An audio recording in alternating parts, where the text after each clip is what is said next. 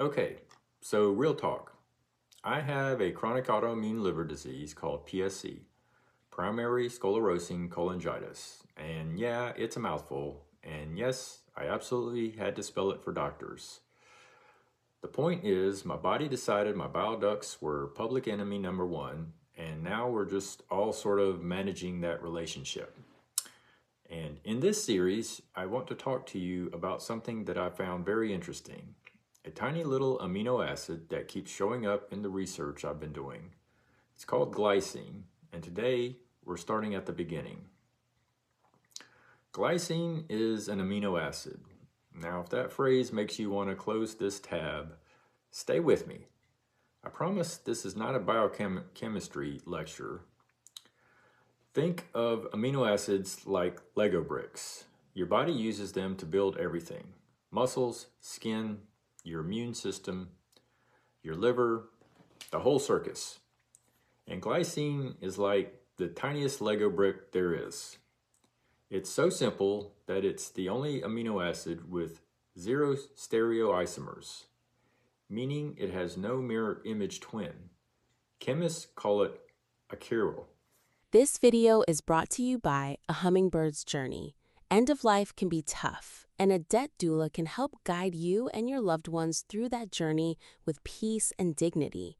If you're seeking support during those tender times, visit ahummingbirdsjourney.com to find the answers and comfort you need.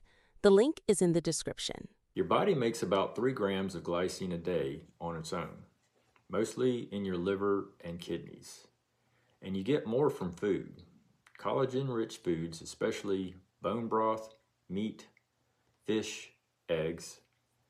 Glycine makes up about 1/3 of every single collagen molecule in your body. But here's the kicker. Researchers now believe that for people dealing with chronic disease, inflammation, or metabolic stress, our bodies might not be making enough. We might be chronically deficient in this tiny amino acid, and most of us have no idea.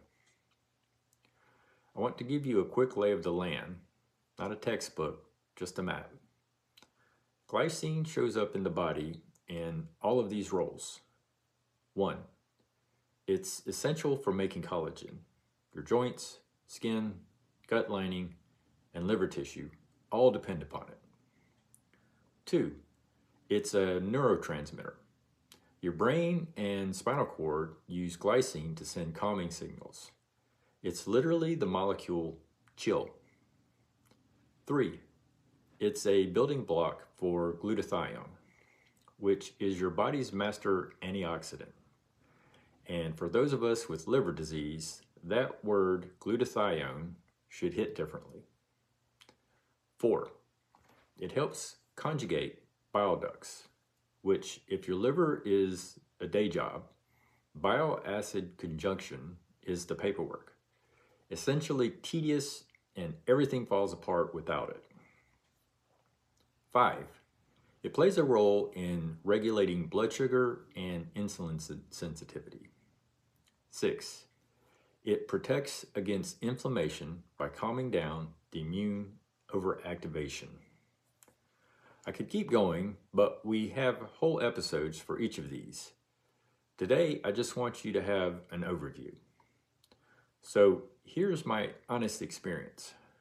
I'm someone who reads papers, and I keep seeing glycine pop up in the context of liver disease, inflammation, autoimmune conditions. Every time I pulled a thread, there it was. One paper called it the smallest anti-inflammatory micronutrient. That phrase stuck with me because when your whole diagnosis is basically your immune system started a fire and it won't stop, anything with anti-inflammatory properties gets my attention. Now I want to be clear, I'm not a doctor. I'm a person with a chronic illness who reads obsessively about nutrition, supplements, and exercise, because doing nothing is not an option. This series is about sharing what the science says, having a real conversation and figuring this out together. That's it. And honestly, that's what we need more of in the autoimmune community. Not people shouting miracle cures. People sitting down and going, okay, what does the research actually say? Let's look.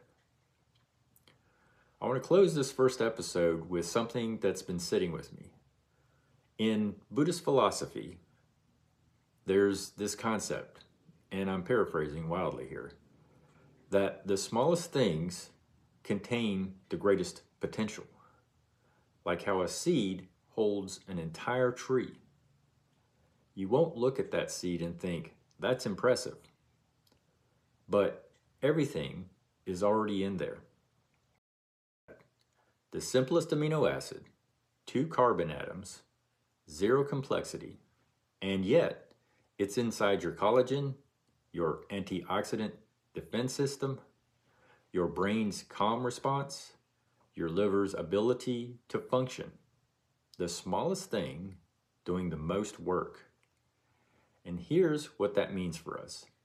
People managing autoimmune disease, sometimes the thing that helps isn't the biggest, most expensive intervention. Sometimes it's a tiny molecule your body has been using since before you were born. We just forgot to pay attention to it. Next episode, we're going to deep dive on sleep because glycine has genuinely fascinating role in how we fall asleep, the quality of that sleep, and how that matters so much for people with chronic illness. Spoiler, it's not just about feeling rested, it's about your immune system doing its maintenance work. I'm Kevin. I'm genuinely grateful that you've joined me here at Battle Within Autoimmune Life. Please hit like, subscribe, and leave a comment. It truly helps the channel reach more people in the community. If something in this conversation landed for you, share it with someone else who might be fighting their own battle within. I'll see you in the next one. Rest well.